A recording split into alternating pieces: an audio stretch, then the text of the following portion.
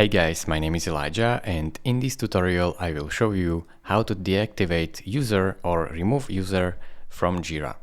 So now I will go right here to Teams, click on it, and you can see people you work with right here. In order to remove them, you will have to go to Manage Users right here, and this will open up the new Administration tab, and you can see your users right here. So let's say I want to remove this one. In order to do that, I will have to go right here to these three dots and click on Remove User.